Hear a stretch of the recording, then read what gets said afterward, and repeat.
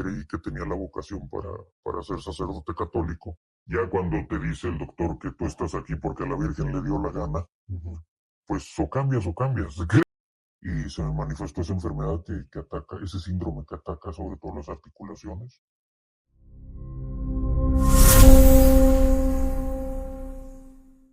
Bienvenidos otra vez a otro programa más de Men's Wellness, lo que nunca contamos. Como siempre, me gustaría agradecerle por aceptar la invitación y esperemos que este espacio cumpla el objetivo, ¿no? Que es ofrecerte un espacio para que puedas contar todo lo que llevas cargando de hace años o que sea reciente. Para empezar la entrevista me gustaría comenzar con una pregunta que por lo general a todos nos hacen y respondemos de forma en automático, ¿no? ¿Cómo estás? ¿Cómo te ha ido el día de hoy? El día de hoy bien, y creo que estoy bien, si estamos de acuerdo con la reflexión que hizo algún filósofo alguna vez que dijo yo soy yo y mis circunstancias. Desde ese punto de vista estoy bien. Suena interesante porque, pues bueno, como comentaba, por lo general todos siempre contestamos bien. ¿Hay algún motivo, alguna causa que pueda interferir en su bienestar? Yo me refiero a que estoy bien en el sentido de que estoy bien de salud, después de haber tenido un problema tan serio hace algunos años. Em, Actualmente, a los tiempos que corren, y pues bueno, mi experiencia que he tenido por la edad que tengo, pues creo que actualmente también tener dónde estar, tener que comer y tener con quién estar, sobre todo con quién platicar o en un espacio como este que ofreces tú, pues yo creo que ya es cuestión de estar bien, ¿verdad? Situaciones, pues nunca nos van a faltar. A mí no me lo has preguntado, pero como viene a colación por la pregunta, si me dijeras cuál aspecto de tu vida actualmente no está bien, el económico, está en un nivel, el peor de los años que tengo. Pero, pues bueno, repito, como dije hace rato, son circunstancias, son cosas de la vida, podemos decir quizá, o de las mismas decisiones de cada quien, porque pues como somos muy de dichos todos los mexicanos, se dice que a lo hecho pecho, y pues bueno, estas fueron algunas decisiones que yo tomé de mi parte y de las cuales no me arrepiento. Ok, muy bien. De hecho, mi siguiente pregunta va enlazada con respecto a eso. ¿Cómo fue tu educación al principio de tu vida? Yo, pues como todos los niños, fui a un jardín de niños, fui a una primaria pública. Estudié todo eso al lado de mis padres, en la casa de mis padres, en el lugar donde yo nací.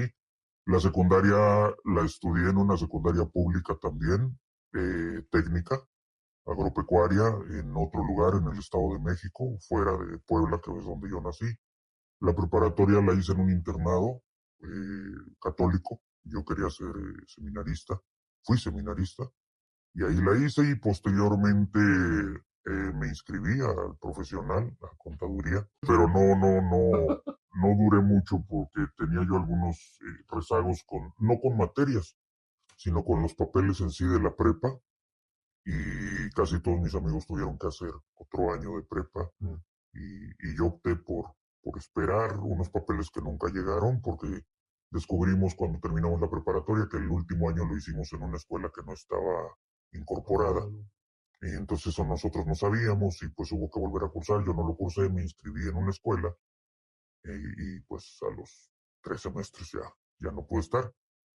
Posteriormente, con el paso del tiempo, pues tengo algunos diplomados. Tengo 2 diplomados en la UABC. Ok, entiendo. ¿Esos diplomados también son de contaduría? No, uno es de marketing político y otro es de estrategia no recuerdo cómo se llama, estrategia y organización de campañas electorales. Ah, perfecto. Entonces, ¿trabajó en la política? Sí, mucho tiempo. Bueno, no mucho, pero sí algún tiempo manejé comunicación en varias. El año pasado todavía en una campaña política. Ok, muy bien. Me comentaba que no se arrepiente de sus decisiones. Es importante, digo, para todos los que nos escuchan, el jamás arrepentirte de lo que decides. Ya nos contó un poquito de su vida con respecto a lo que ha hecho, a lo mejor su adolescencia y todo. Me gustaría abordar la adolescencia. ¿Tuvo alguna necesidad en la adolescencia en general? A partir de los 13 yo estaba viviendo en otro lugar, fuera de con mis padres. pero vivía en casa de una hermana que estaba casada. Ella fue la que me invitó a vivir con ellos, fíjate, recién casada y me fui a vivir con ellos porque a mí me llamaba mucho la atención la vida del campo y en el lugar donde yo vivía pues no tenía mucho acceso a eso porque mi papá no se dedicaba a ello y pues resultó que el esposo de mi hermana daba clases en una secundaria. Platicaron, a mí me entusiasmó, me invitaron, me fui con ellos. Necesidades económicas, pues bueno, no había, ¿verdad? Digo, tampoco sobraba, pero no, por ese lado no. Necesidades afectivas tampoco, porque siempre tuve a la fecha tengo muy buena relación con esta hermana. Y el lugar donde yo llegué a vivir resultó ser un pueblo donde yo encajé muy bien. A la fecha tengo amigos muy cercanos en ese lugar. Tengo amigos que sus hijos me dicen tío. Entonces tengo recuerdos muy entrañables de ese sitio. Y no creo haber tenido. Cuando yo salgo de la secundaria, yo también la entrada al seminario fue decisión mía. Ahí creo que pues yo había cambiado un poco y creí que tenía la vocación para ser sacerdote católico. Cursé el preseminario primero, que es un tiempito que te dan ahí 10 días para que veas si te gusta o no. Y a mí cuando me mandaron a ese lugar yo estaba entre segundo y tercero de secundaria. Y lo único que me pasó con eso fue que afianzó más mi decisión. Yo el tercer año de secundaria yo estaba seguro que me iba a ir al seminario y era lo que más quería y lo hice. Y esos fueron mis 18 años. Ahí pues tampoco tuve necesidad de mucho. Estaba más cerca de mis padres, de donde ellos vivían. Los veía cada 2 semanas regularmente. Todas las vacaciones los veía también. A veces me visitaban ellos. Y pues también la vida en comunidad, en internado, yo creo que yo voy a hablar de lo que a mí me tocó, porque he oído otro tipo de historias de gente que ha estado en internado compartiendo vida con gente que no comparte su sangre. A mí me hermanó con muchos de ellos. De hecho, al pasar de los años, nosotros nos seguimos diciendo hermanos, porque un grupo, pero la mayoría de los que estuvimos en esa comunidad, este, creo que tuvimos mucha suerte todos. Somos muy buenos amigos a la fecha, incluyendo quienes se ordenaron como sacerdotes, siguen siendo cercanos nuestros. Bueno, uno, perdón, porque ya se nos murió otro y otro se fue muy lejos. Cosas de la vida, ¿no? Con respecto a lo que me comenta, al parecer, bueno, creo que no hubo ningún problema, como usted comentó, afectivo. Tiene mucha facilidad de palabra, es una persona muy extrovertida, así que, bueno, usted comentaba en este caso que estaba realizando o que su actitud pues fue en base al trabajo, ¿no? Me gustaría preguntarle si siempre fue así, si siempre desde niño fue así, o obviamente pues la vida lo ha convertido en la persona que soy. Yo tuve una gran suerte. Mis papás no tenían educación. Vaya, mi padre tenía la primaria, mi mamá no la terminó. Eran gente de otro tiempo. Mi papá ya tiene unos años que murió y murió de 96. O sea, eran, educados de forma muy distinta, pero tenían los dos el hábito de la lectura. No precisamente lectura muy rebuscada, pero lectura al fin y al cabo. Entonces lo que pasó es que en la casa siempre tuvimos acceso a cosas que leer y si no, pues sobre todo mi mamá nos compraba algunos, pues cómics de hace tiempo, de los que eran de antes, en aquel tiempo en los mercados de México, de Ciudad de México. Yo no vivía ahí, pero mi mamá iba.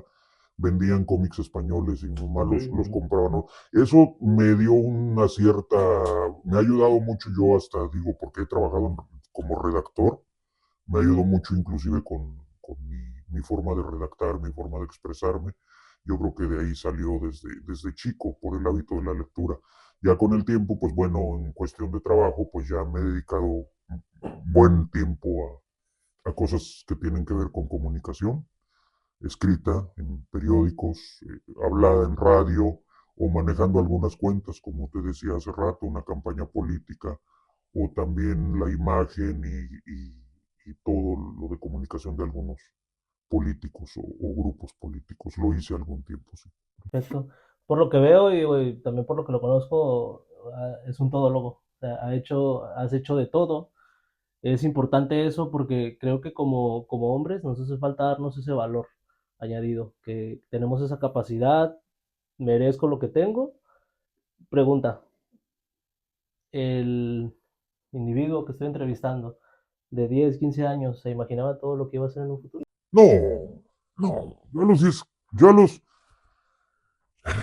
yo a los 10 años pues, o sea, muy niño, a mí me atraía mucho viajar, salir siendo de un lugar tan bonito geográficamente donde yo nací. Soy de la Sierra de Puebla. eh, pues es un lugar precioso, no lo digo yo, lo dice todo el mundo. Pero a mí me daba cierta inquietud salir de ahí. Algunas veces que viajamos, mis padres eran de Jalisco y nos llevaban de vacaciones. Esas cosas yo las disfrutaba mucho, sobre todo cuando eran en transporte público. Yo disfrutaba muchísimo viajar en autobús, ver autobuses a mí me provocaba una cierta emoción y yo trataba que si mi mamá me iba a comprar algún carrito, yo tratara que fuera no autobuses o trailers. Esas eran mis expectativas a esa edad, a los 10, 11. A los 12 cambiaron un poco porque pues yo ya estaba en aquella secundaria, en un lugar muy distinto a donde yo había crecido, con gente que yo no conocía, con compañeros nuevos. Entonces yo no pensaba mucho hacia adelante. Cuando yo sentí que yo quería ser cura, padre, sacerdote, pues, católico. Cuando yo sentí eso, pues mi expectativa a los 15 era algún día ordenarme de sacerdote. De hecho, yo me imaginaba cómo sería yo de padre y volví a lo de la inquietud de los viajes, porque inclusive cuando yo llegué al seminario yo les decía a los padres que yo quería ser misionero. Entiendo. Me recomendaron que me esperara todo el seminario mayor y ya después que tomara una decisión, porque si esa decisión persistía, yo iba a tener que cambiar de lugar, me iban a mandar a otro, porque esos no eran misioneros, eran, vaya, diocesanos. De lo que me decías que he sido un todólogo, sí tienes razón en parte, en gran parte, pero quisiera aclarar algo. También la cuestión, el mundo ha cambiado tantísimo y cambia tanto, tú te has dado cuenta, no hemos vuelto a ser los mismos después del COVID, por ejemplo. Y a mí, por la edad, nada más, pues me ha tocado ver muchos otros cambios, ¿no? Entonces, a la Tijuana que yo llegué, porque yo no soy de aquí, era muy distinta, la vida corría de manera diferente, los temas eran diferentes y también la forma de trabajar era distinta. Claro. Yo les he platicado que no era muy común que tú estuvieras en la calle y ver pasar camiones con lonas que decían, ¿quieres trabajar? Súbete. Porque así era la oferta de trabajo en Tijuana. Entonces, ¿por qué que se relaciona con lo mío? Yo no me dedicaba al periódico y a eso. Para mí eso siempre fue un hobby. Yo vendí carros nuevos, carros usados en agencias y después tuve mi negocio. Ese era mi trabajo en realidad. Pero como pues yo era el propietario, el dueño de mi tiempo, me daba tiempo para hacer otra cosa. Por casualidad un día me invitaron a escribir un artículo taurino cuando yo tenía 24 años. Yo no sabía ni siquiera si yo era capaz de escribir algo así. Lo escribí y ese artículo llegó a manos de una persona influyente en ese ambiente aquí en Tijuana y le gustó y me prestó libros. Él no sabía que yo leía, pero sin embargo, sin conocerme, me prestó libros y me dijo, te hace falta mucho leer, tienes que hacer esto y todo. Y me hice buen amigo de él y empecé a escribir en periódicos. Empecé en un vespertino que se llamaba La Tarde. De ahí pasé al Sol de Tijuana y al Esto. Después estuve en el Frontero 8 años. Bien. Estuve un poquito en el Mexicano y estuve en Radio Z13 también, 8 años, con un programa de radio. Pero todo eso era al margen de mi trabajo. Yo hubiera podido vivir de eso, porque lo pagaban. En un momento que me empezaron a pagar, yo cobraba en el radio, cobraba en el Frontera, cobraba aquí. Tenía una corresponsalía de una revista de Ciudad de México. También cubría parte bueno, me daba un dinerito.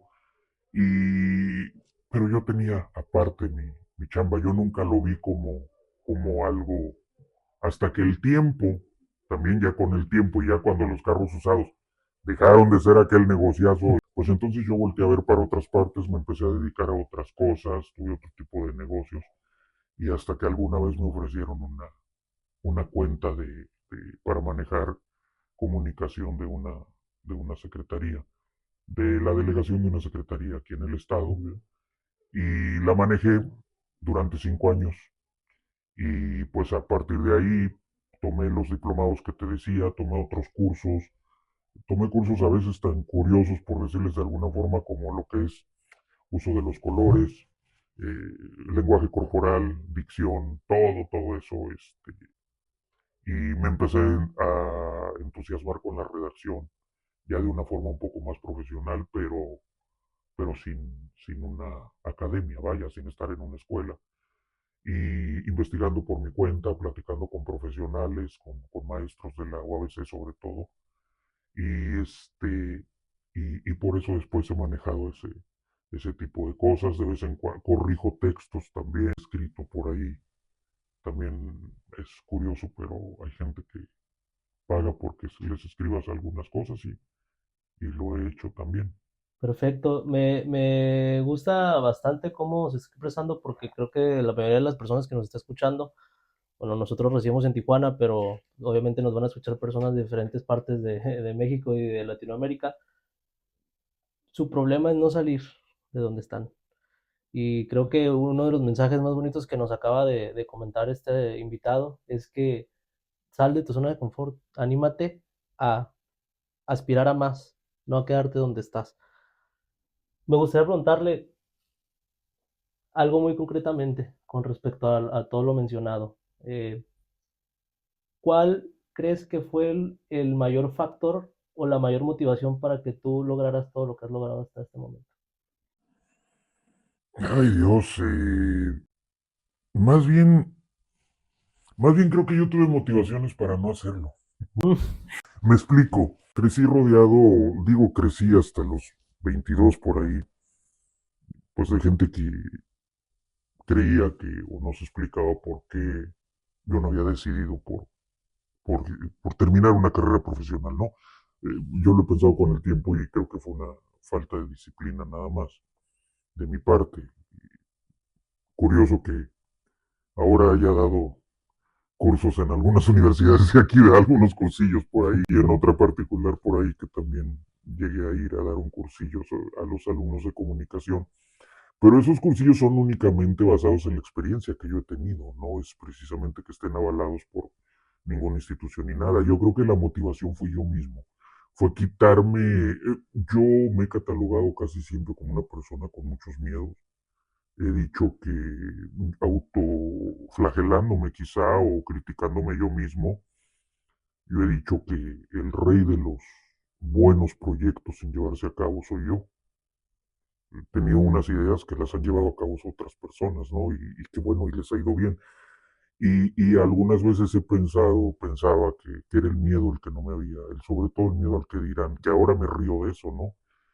Pero lo discuto un poco porque si yo hubiera tenido tanto miedo no me hubiera atrevido a hacer varias cosas. ¿Qué me motivó? Por el periodismo y por que el periodismo redundó después en la cosa de la comunicación, que se aunó con lo que a mí ya me gustaba de la lectura, de la redacción y todo eso. Pero yo creo que lo que me motivó más ahí fue esa afición que yo tenía para esa actividad, para la fiesta de los toros. A mí me gustaba tanto que yo quería participar de alguna forma. No dedicarme, pero yo quería ser parte quería de alguna forma estar dentro.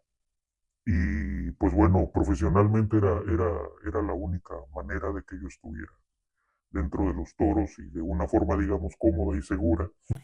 Y pues eso fue lo que me motivó.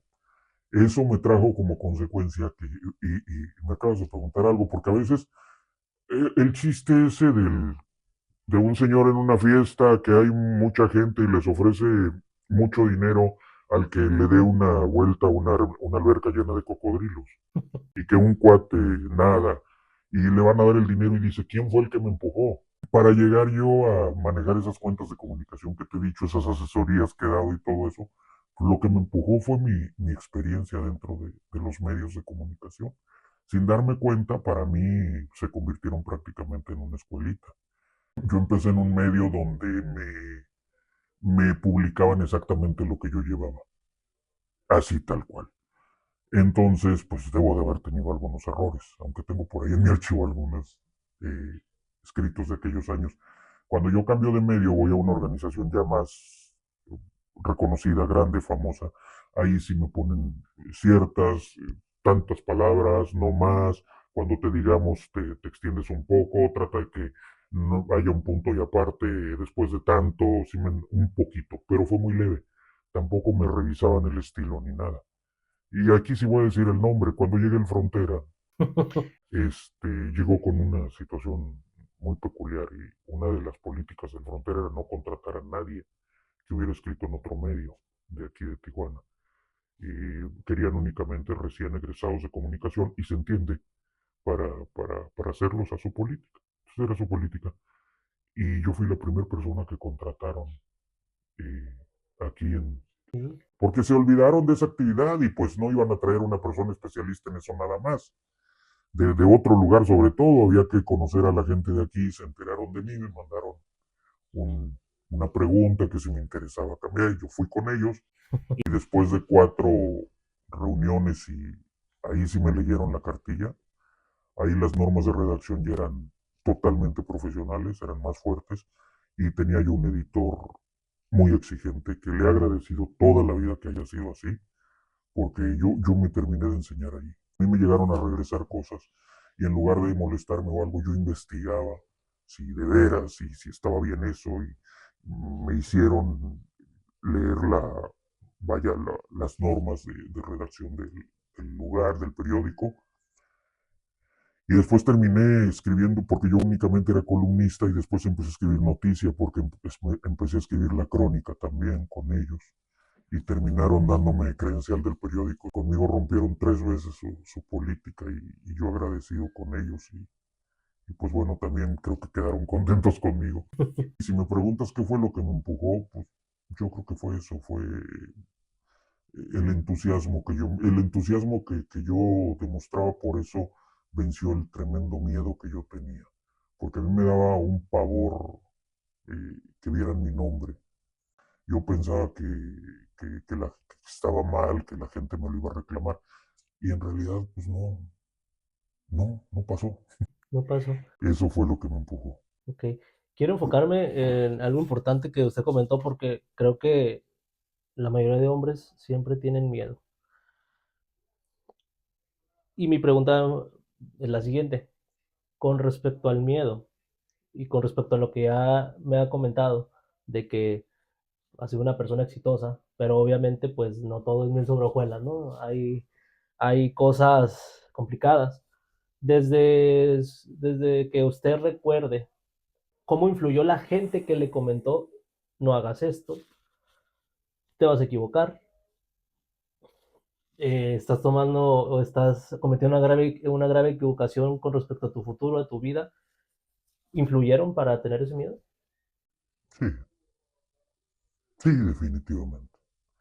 Y no es tanto ellos, es uno mismo Mm. el que se deja llegar todo eso, pero no, sí. Yo creo que lo que te siembren, sobre todo desde muy chico, por ahí dicen que infancia es destino, ¿no?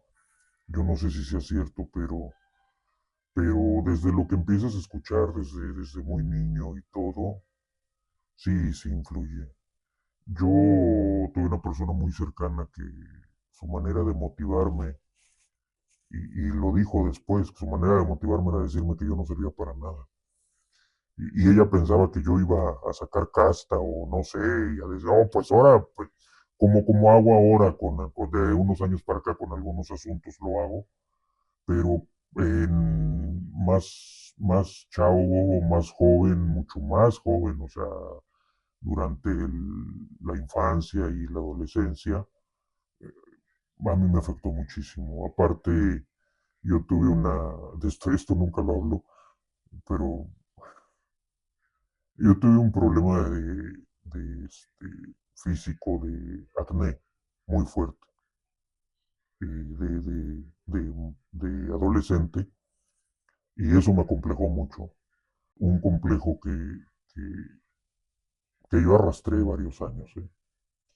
Este, y pues bueno, cuando se fue ese problema, pues descubrí que yo tenía otros acnés, por así decirlo, que no se veían, pero que yo los traía, que eran problemas. Pero como siempre, o como casi siempre, la mayoría de las personas no atendemos una situación si no nos duele, de alguna manera, si no nos molesta. Y pues con algunas de ese tipo de situaciones hay quien les llama defectos de carácter. Yo no creo que sea eso en mi caso, y hablando concretamente de esa situación, pues te orillan a otro tipo de situaciones. Hay a quien lo orillan a las adicciones, como fue mi caso. Mm. Sí, yo tuve una adicción marcada al alcohol de joven. Y yo a veces decía de broma, cuando yo tenía, no sé, 20, 21 años, menos, 19, este, yo entre mis compas decía, pensando que era broma, pero ahora con el tiempo me di cuenta todo lo que reflejaba eso. Porque yo les decía, no, me van a voltear a ver aunque sea por ser el más borracho. Mm. ¿Sí me entiendes? Y ni en eso pude porque empaté con otro.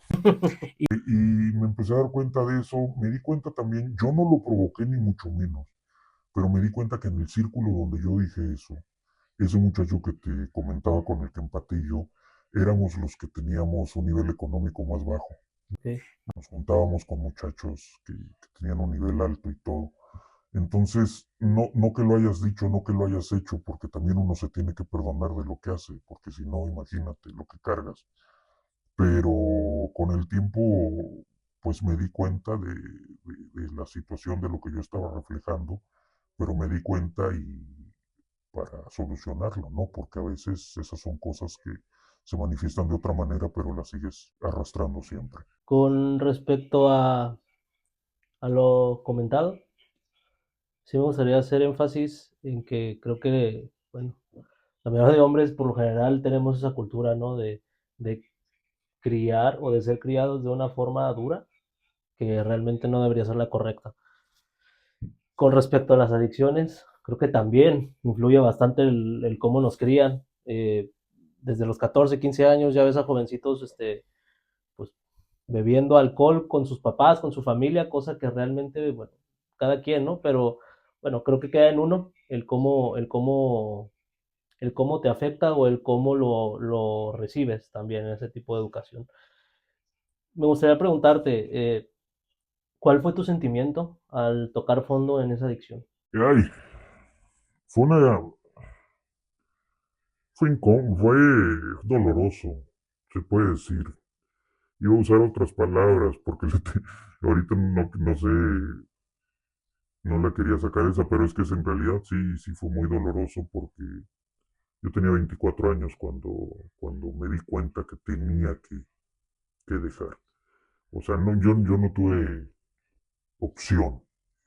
Yo llegó un momento dado en que me di cuenta de que las cosas iban mal. Yo estaba tomando solo.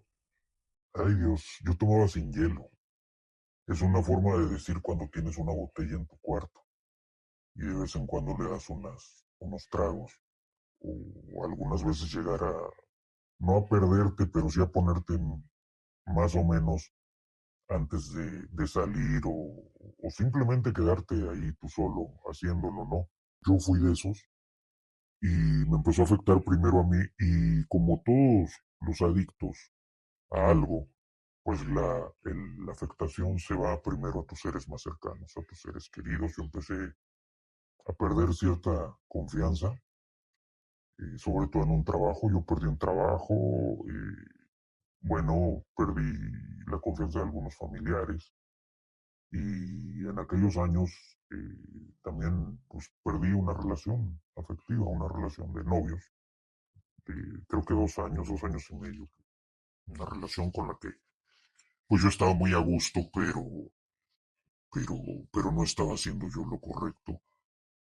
y la última vez que tomé fue un día que yo tomado, eh, pues se me ocurrió que estaba bastante interesante terminarla. Y borracho terminé esa relación sin imaginarme que pues al otro día me iba a arrepentir toda mi vida. Pero obviamente con otra forma de pensar quizá más sana, pues ya no, ya no pude renovarla. Y se me manifestó en esos días una enfermedad grave y que casi no se manifiesta quien la tiene, se llama síndrome de Reiter. A mí se me manifestó porque tuve una infección estomacal y se me juntó con la depresión que traía y con la, pues el dejar de tomar de un día para otro me provocó también pues algo, me alteró algunos índices que traía y todo eso se me juntó y se me manifestó esa enfermedad que ataca, ese síndrome que ataca sobre todo las articulaciones. Y pues bueno, salí, desafortunadamente, me levanté de la cama pesando 62 kilos, Ok, cuando lo que yo debo de pesar son 75. por la altura. Sí, y me levanté pesando 62 kilos, pero, y caminando con bastón mucho tiempo. Fue una etapa difícil físicamente, pero al mismo tiempo yo no dejé de tomar solo. Yo tuve que ir a un grupo de ayuda. Sí. Y esa gente a mí me ayudó mucho en esos momentos. Esa gente no se despegó y aparte de que en ese tiempo yo era el más chico de los grupos, de esos grupos, y pues de alguna forma esos señores me ayudaron efectivamente muchísimo, que era lo que yo más necesitaba en ese rato. Y y pues bueno, empecé a ver las cosas muy de otra manera.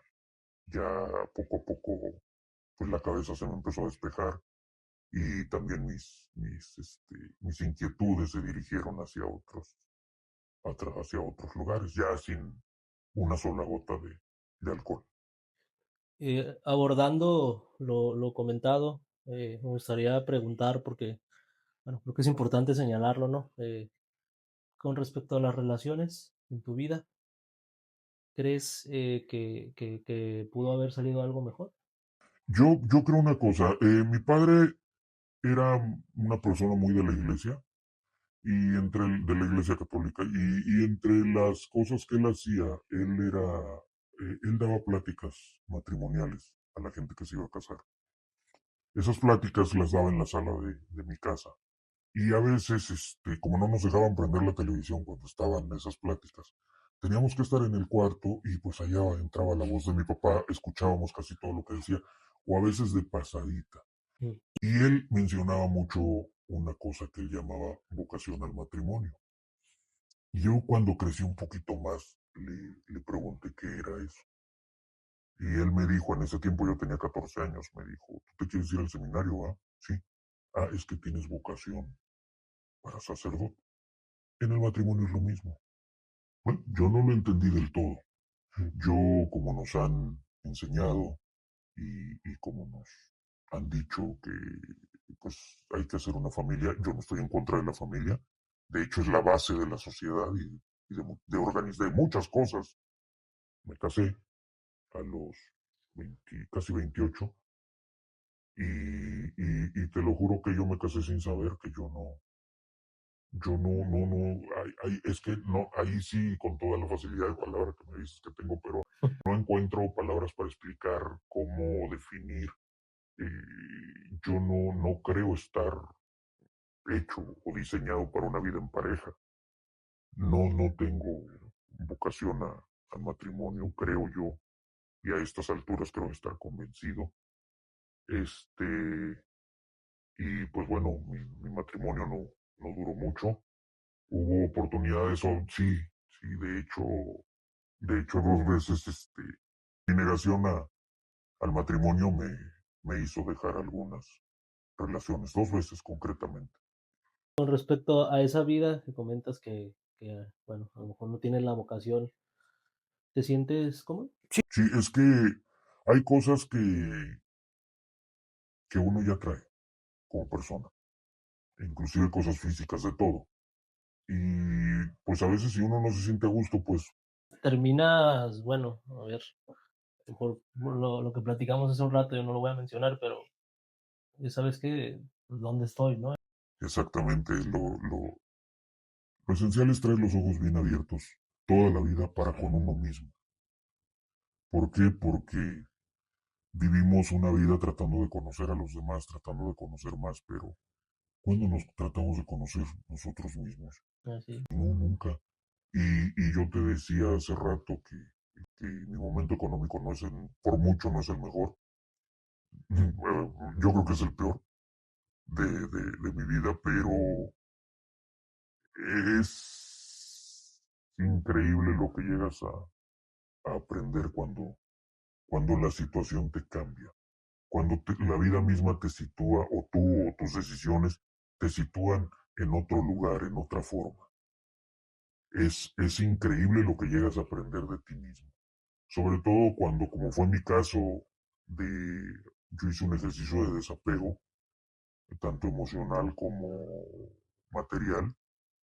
Me quedé sin casi nada, me quedé con lo muy, muy necesario y por decisión, lo repito, no fue la forma adecuada, no me arrepiento, pero eso se debe hacer, creo yo, con alguna guía, con algún plan, no a lo tonto como fue mi caso, porque de un día para otro te quedas sin eso que de alguna forma te está cobijando o distrayendo o haciéndote sentir bien, pero hay cosas que merecen tu atención o en las que tienes que echar para adelante, y si estás en otra situación que te hace sentir bien, pues no te quieres salir de esa zona de confort para echarle un ojo a lo demás. Entonces, fue duro, pues sí, está siendo también, pero, pero también es gratificante ver lo que te llegas a conocer o lo que llegas a saber de ti mismo.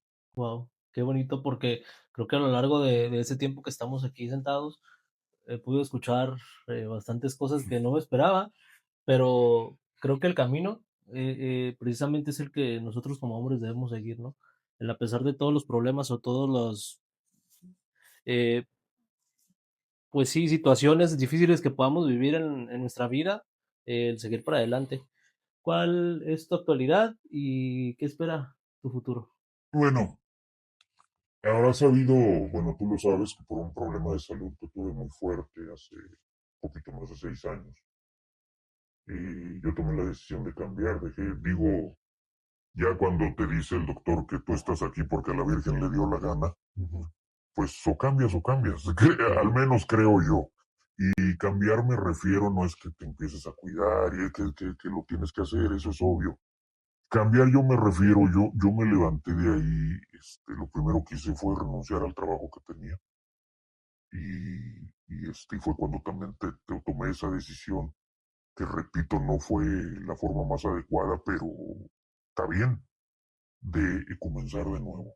Yo me quedé con 2 maletas y mi guitarra, después de tener un depa bastante decente, acondicionado producto de tanto año de acumular recuerditos y cosas, porque yo era muy dado a eso, y me deshice de cosas que yo pensé que me iba a morir teniéndolas, colecciones, sobre todo una pequeña biblioteca. ¿Vas a dejarlas? Em, los libros me dolieron menos de lo que yo pensaba. De hecho, me entregaron unas cajas de libros no hace mucho y si habrás visto, los he andado repartiendo, los he andado regalando, pero el primer a un librero de usado, yo le dejé 922 libros. Me quedé con algunos que son regalos, que primeras ediciones, algunas cositas así que tenía que me gustaban mucho. Y ahora me estoy deshaciendo de ellos también, de casi todos, porque ya les perdí cierto sabor, por así decirlo. Entonces, pues esa es mi actualidad. Decidí dejar todo eso, decidí quedarme así y dije ese día me voy a dedicar únicamente a cosas que me gusten. Por eso actualmente pues me dedico a la música y me dedico a cocinar. Eso es lo que me gusta. Antes que nada, pues quiero agradecerte por haberte tomado el tiempo y por haber aceptado, ¿no? Me gustaría preguntarte si tuvieras la oportunidad de a marcarte teniendo 20 años, ¿qué te dirías a ti mismo? No te cases, deja de tomar o vas a tener que dejar de tomar. Me diría eso también. Me diría que me tomara más en serio yo en cuestiones de salud. En esa etapa a mí me decían a veces que yo me preocupaba más por el resto de la gente que por mí mismo. Yo lo que creo es que yo traía una necesidad muy grande de aceptación y por eso lo hacía, no es tanto otra cosa. Entonces yo creo que le diría que se preparara más, que tomara cosas profesionales más en serio, porque yo tenía mucha actitud, entonces, y no lo hice por tanta distracción que tuve. Pero sí, yo le diría que se tomara más en serio. Y pues sí, yo creo que sería eso. Para cerrar, me encantaría poder comentarte que nunca es tarde para tomarte en serio. Y creo que es importante que los dos estemos aquí platicando y de aquí me encantaría que pudieras tener una motivación extra para poder seguir viviendo y poder hacer lo que nunca has hecho. En esas andamos. Excelente, muy bien. Para concluir, pues obviamente la pregunta, ¿no? Todos sabemos que este programa es anónimo. ¿Te gustaría revelar tu identidad? Cuando empezamos esto, yo consideraba que sí, he cambiado de opinión. Claro, claro. No, no, no. De hecho, pues la dinámica de ellos lo saben, es distorsionar la voz. A final de cuentas, lo que buscamos es eso, que las personas abran su corazón y comenten cosas que en este caso hombres, que realmente nunca nos ponemos a platicar con amigos. Así que, pues creo que el objetivo de este programa, hemos llegado al objetivo. Así que, pues muchísimas gracias por sintonizarnos. Pues nada, agradecerle obviamente al invitado que estuvo aquí con nosotros el día de hoy. Gracias, y pues nos vemos otro día más en Men's Wellness, lo que nunca contamos. Hasta la próxima.